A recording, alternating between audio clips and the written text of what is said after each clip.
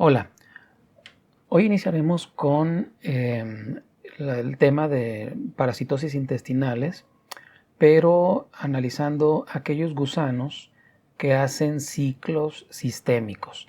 Los parásitos o gusanos que revisamos previamente eran aquellos que la fase infectante era ingerida y una vez que el parásito llegaba al intestino, ahí se queda y ahí hace su etapa de maduración adulta y todo su ciclo biológico.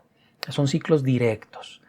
Estos nuevos gusanos que vamos a revisar, empezando con Ascaris lumbricoides, con el tema de hoy, son gusanos que hacen ciclos complejos en los cuales, si bien son ingeridos las fases infectantes, no se quedan directamente en el intestino, sino que hacen todo un recorrido extraordinario, muy interesante, de mucho reto para ellos como, pues desde el punto de vista biológico. Recorren diferentes órganos y sistemas del hospedero y nuevamente regresan al intestino. Son gusanos que hacen estos ciclos biológicos complejos, pero en ese recorrido que realizan, pues producen ciertas manifestaciones clínicas en las personas, en los hospederos. Entonces es importante que los entendamos, que separemos a este grupo de parásitos de los que realizan ciclos directos. Y muy bien, dicho esto, iniciamos con el tema que corresponde a Ascaris lumbricoides. Ascaris lumbricoides es, digamos, quizás el gusano, el minto más grande que parasita a los humanos a nivel intestinal. Las características de este gusano, pues es que es un nemátodo. No olvidemos que estos gusanos se clasifican de esta forma porque tienen su cuerpo cilíndrico, son de estructura redondeada y es considerado como un geohelminto. Recuerden ustedes que estos tipos de gusanos pues son aquellos en los que alguna fase del parásito, ya sea huevos o las larvas, deben de permanecer en tierra bajo ciertas condiciones de humedad, temperatura cálida, materia orgánica y en tierra durante 2 a 4 semanas. En ese proceso se diferencian a fase infectante y cuando son ingeridos pues van a provocar la enfermedad. Esos son catalogados entonces como geohelmintos. El microhábitat de este gusano es fundamentalmente el intestino delgado, la primera porción del intestino delgado, básicamente duodeno y yeyuno. No, son gusanos que a pesar de ser muy grandes, las hembras miden alrededor de 40 o incluso pueden llegar a medir 50 centímetros de longitud, no tienen ningún organelo que les permita mantenerse fijos en el intestino. Entonces son gusanos que tienen una musculatura muy fuerte, deben de estar constantemente moviéndose para mantenerse en esa porción del intestino delgado, duodeno y yeyuno. Y bueno, van en contra del peristaltismo natural y del tránsito del bolo alimenticio. Entonces, con más razón deben de tener mucha potencia en su musculatura, en su cuerpo. De hecho, son gusanos robustos que les permita mantenerse en movimiento, digamos que en contracorriente, ¿sí?, del peristaltismo y del tránsito intestinal. Ascaris lumbricoides es la especie que parasita a los humanos. Durante mucho tiempo se pensó que era la única especie de humanos. Hay otros ascáridos o otros gusanos del género Ascaris que parasitan a otros animales, a perros, gatos, cerdos, etc. Y bueno, ahora se conoce que también el Ascaris de cerdos, Ascaris sum, puede parasitar también a los humanos. Entonces, pues esto es relativamente reciente este descubrimiento y no se sabe en la actualidad cuál es la trascendencia epidemiológica de este fenómeno. No se conoce muy bien cuántos humanos están parasitados con Ascaris sum y si los cerdos también pueden estar parasitados con Ascaris lumbricoides. Se han encontrado a nivel experimental parásitos híbridos, es decir, que tienen genética tanto de lumbricoides como de sum. Entonces parece ser que probablemente sea más frecuente la ascariosis humana producida por cerdos, por el Ascaris sum, de lo que antiguamente se pensaba. En estos gusanos, como en los helmintos que hemos revisado, pues tienen tres fases. Tienen la fase de adulto, la fase de huevo y la fase de larva. Los adultos, como les decía, pues son dioicos, se pueden diferenciar tanto machos como hembras. Las hembras son más grandes, 40 centímetros aproximadamente, los machos alrededor de 30 centímetros, pero recuerden que la forma de diferenciarlos es que en los machos el extremo posterior está curvo. Ahí es donde se encuentran los órganos sexuales para realizar la cópula, las espículas. En cambio, las hembras, los dos extremos terminan en punta. Los huevos de estos gusanos, pues hay de diferentes tipos. Tenemos huevos fértiles cuando hay machos y hembras y los machos fertilizan a las hembras. Bueno, tenemos huevos embrionados o fértiles. Pero también si las hembras no son fertilizadas o no hay machos en el hospedero, pues siguen poniendo huevos, pero serán infértiles. Son huevos no embrionados. Y finalmente tenemos huevos larvados, que estos solamente se generan esta transformación de embrión a larva cuando estos huevos permanecen en el suelo con sombra, con humedad y con algo de materia orgánica. Si se presentan esas condiciones, entonces pasarán de huevos embrionados a huevos larvados y serán la fase infectante justamente. Y luego tenemos las larvas, que son aquellas que salen de estos huevos larvados. Esta es la imagen de los adultos. Aquí pueden ver cómo estos dos de arriba son hembras. Los dos extremos terminan en punta. Gusanos redondeados, bastante robustos, como les decía. Realmente, si hiciéramos un corte histológico, veríamos una gran cantidad de musculatura en estos gusanos. Y estos dos que están aquí en la parte inferior son machos más pequeños, y como podemos apreciar, el extremo posterior termina en curva. Aquí se encuentran las espículas que le permiten sujetar y introducir los espermas en las hembras. Aquí están como, bueno, pues son gusanos que tienen cierta flexibilidad, se parecen un poco a las lombrices de tierra. De hecho, pues el nombre común de estos gusanos, o nombre coloquial, son lombrices intestinales, porque parecen mucho a las lombrices de tierra.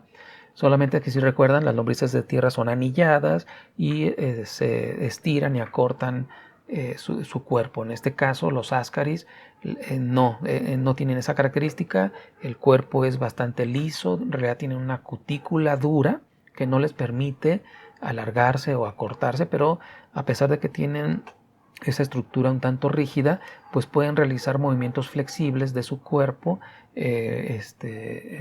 con cierta facilidad, ¿no? Y eso les permite ubicarse en sitios que posteriormente analizaremos y que pueden generar complicaciones en las personas parasitadas. En el caso de los huevos tenemos dos variantes, los huevos fértiles y los huevos infértiles.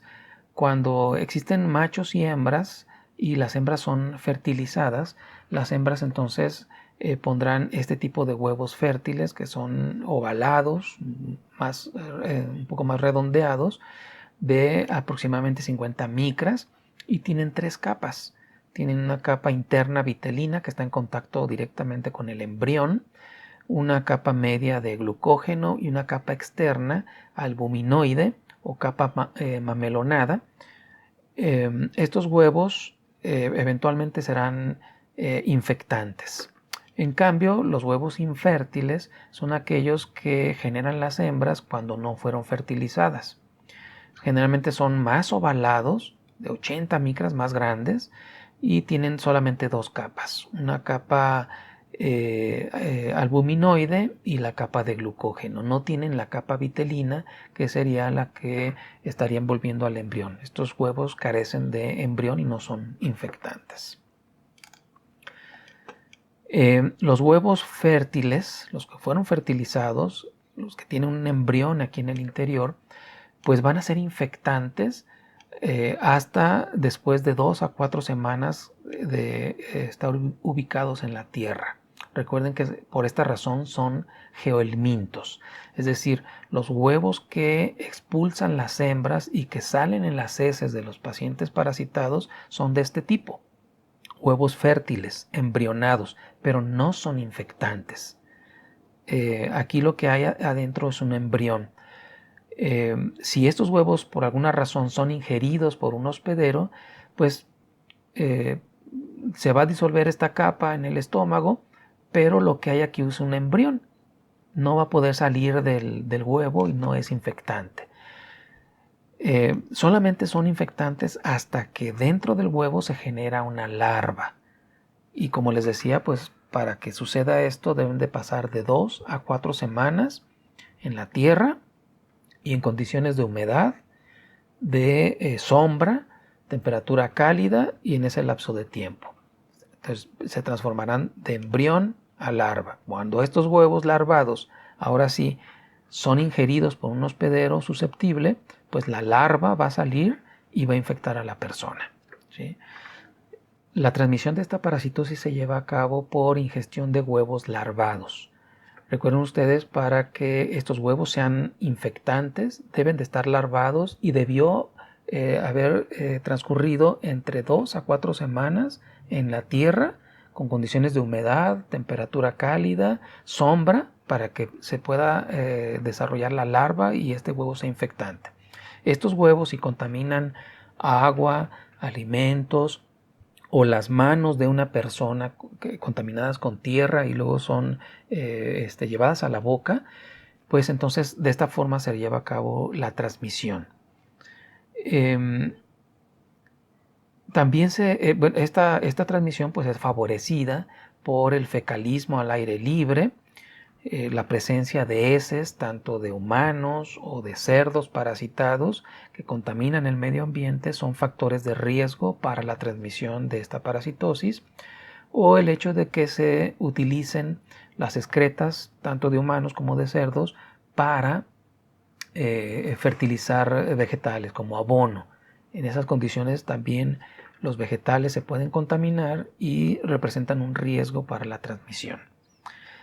Pero bueno, recuerden ustedes que estamos hablando de geohelmintos, ¿sí? Son gusanos que justamente la fase de huevo debe de estar en tierra en estas 2 a 4 semanas para que sean infectantes.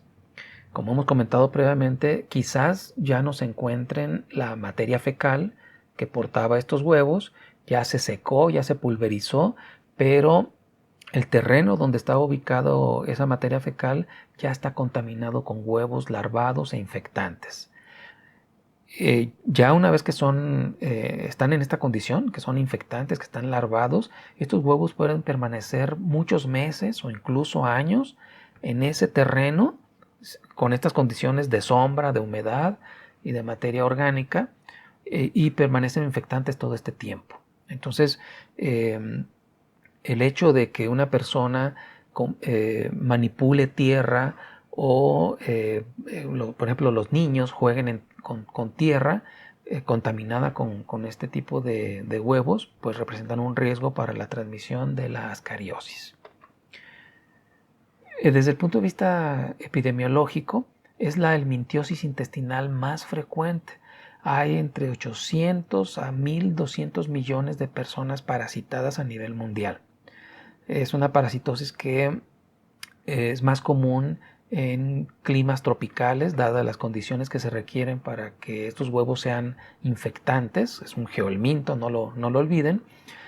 Y pues países como de América Latina, Asia o de África, con estas condiciones geográficas o climáticas, pues son donde más frecuentemente se encuentra esta parasitosis. Alrededor del mundo hay aproximadamente 60.000 muertes por este gusano. Y los niños son los más afectados entre los 2 y los 5 años, quizás por las condiciones de juego que tienen ellos, el contacto frecuente con tierra, con el riesgo inminente de estar en contacto con huevos infectantes. También el contacto con cerdos es un factor de riesgo importante, ya que dijimos que Ascaris también puede infectar a los humanos. Entonces, esas serían las condiciones o las características epidemiológicas de Ascaris lumbricoides. El ciclo biológico de este parásito es, como les comenté al inicio, muy interesante por todo el recorrido que realiza en el hospedero. Lo vamos a revisar ahorita en una animación, pero les dejo unos segundos estas láminas para que puedan darle pausa y si gustan leerlos. Es lo mismo que vamos a mencionar en la animación. Pero bueno, ahí les dejo las imágenes para que las puedan revisar. Entonces vamos a utilizar esta animación que me pareció bastante interesante. Cuando una persona entonces ingiere huevos infectantes, huevos con la larva de tercer estadio, que contaminan agua o alimentos o las manos de una persona, contaminados con tierra, ¿verdad? Entonces, cuando estos son ingeridos, estos huevos al llegar al estómago se reblandece la capa externa. Recuerden que tienen 3 capas. La capa albuminoide se empieza a reblandecer. De hecho, todas las capas se reblandecen y es un estímulo para que la larva que está aquí adentro también empiece a activarse, a generar proteasas para abrir el cascarón. Y ese es el estímulo inicial, digamos. La presencia del ácido gástrico, las enzimas gástricas son muy importantes. Y cuando pasan a otro pH, pH del intestino delgado, es otro estímulo para que entonces se abra el cascarón del huevo y salga la larva. Entonces aquí vemos cómo ya pasó el huevo hacia el intestino delgado y en su recorrido aproximadamente en el duodeno o yeyuno se abrirá el cascarón y lo que sucede es que, bueno, saldrá una larva, como les decía, de unas 200 a 400 micras de longitud. Aquí ya vemos cómo la pared del huevo se va reblandeciendo, desaparece y sale la larva. Entonces ahí mismo, en el intestino delgado, estas larvas lo que van a hacer es perforar la mucosa del intestino delgado, entran a la submucosa, localizan un vaso sanguíneo, lo perforan y van a entrar a circulación sanguínea. Entonces, no son gusanos que se queden ahí en el intestino y se desarrollen adultos como un ciclo directo como tricocéfalos o enterobius vermicularis.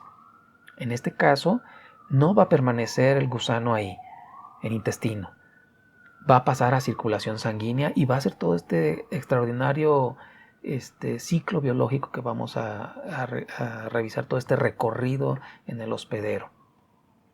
Entonces, eso sucede aquí en el intestino delgado, fundamentalmente en el duodeno o en el yeyuno. Las larvitas que van saliendo van perforando la mucosa intestinal y van entrando a circulación sanguínea. Van a entrar a circulación portal directamente. Aquí en esta animación está representado como que la larva pues viaja por todo el intestino delgado, como lo estamos apreciando aquí, y aquí lo ejemplifican cuando llega al intestino grueso, al ciego, es cuando perfora la mucosa intestinal y pasa a circulación sanguínea, a circulación portal, como les mencioné. En realidad, lo que sucede es que más bien las larvas entran por la mucosa del intestino delgado, no tanto en el intestino grueso. Bueno, entonces las larvas al llegar a la circulación portal pues son arrastradas directamente hacia el hígado, ¿sí? En el hígado pues van a permanecer unos 2 o 3 días y solamente es, digamos que es un órgano de paso. En realidad no hay manifestaciones clínicas a ese nivel. No provocan obstrucción ni elevación de enzimas hepáticas, ni mucho menos. Es solamente un órgano de paso. Y bueno, pues van a llegar, están por la circulación portal, llegan a las venas suprahepáticas.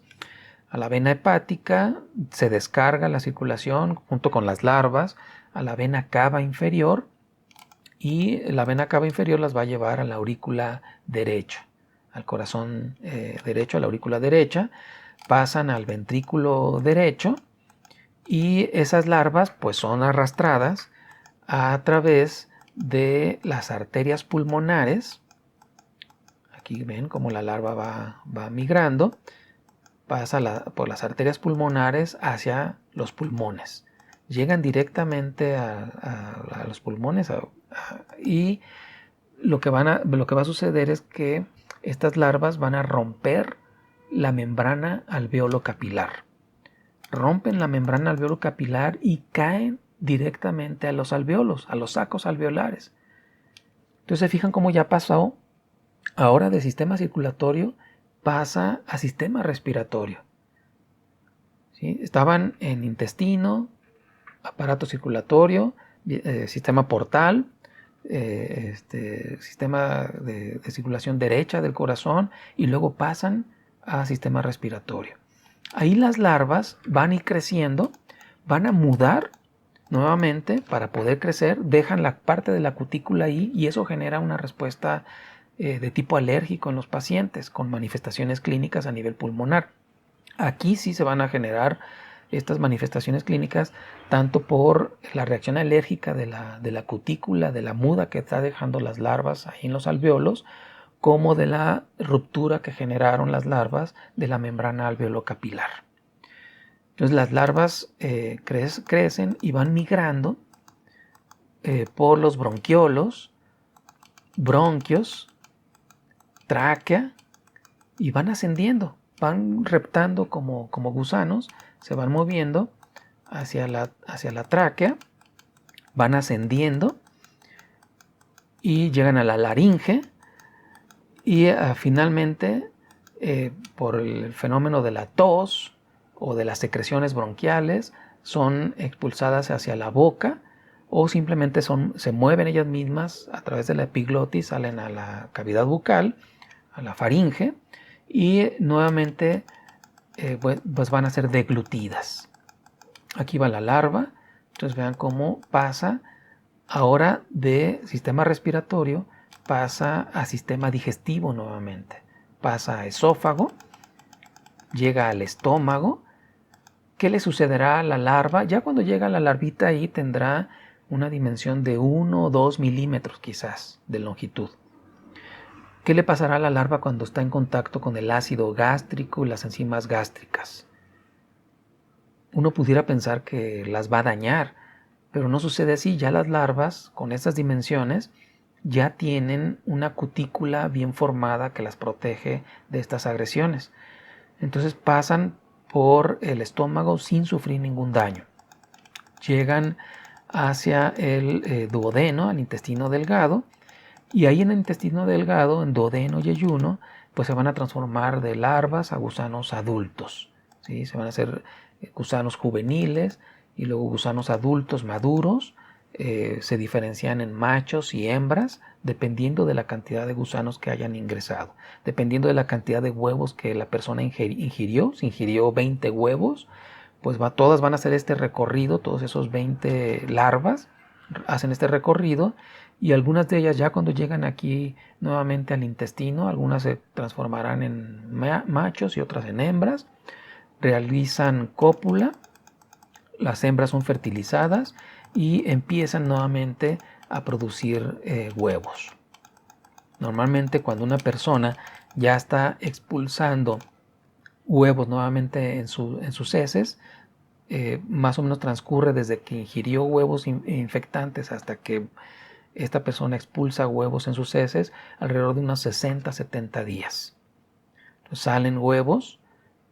Acuérdense que estos huevos son embrionados, son no infectantes.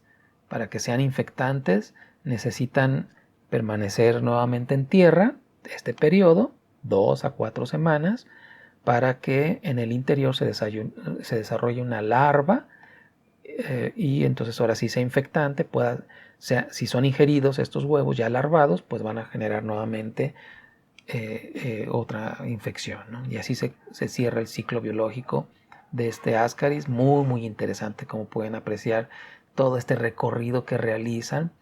Es increíble. No se sabe a ciencia cierta por qué realiza todo este recorrido. Sería muy fácil para ellos cuando son ingeridos y sale la larvita aquí en el intestino, pues que ahí se quedara, se desarrollara un gusano adulto, ahí se reprodujera, ¿verdad? Entre machos y hembras y ya, no habría ningún problema, pero no, tienen que realizar todo este ciclo biológico tan interesante que bueno, eh, provoca sintomatología a diferentes niveles que en un momento vamos a revisar.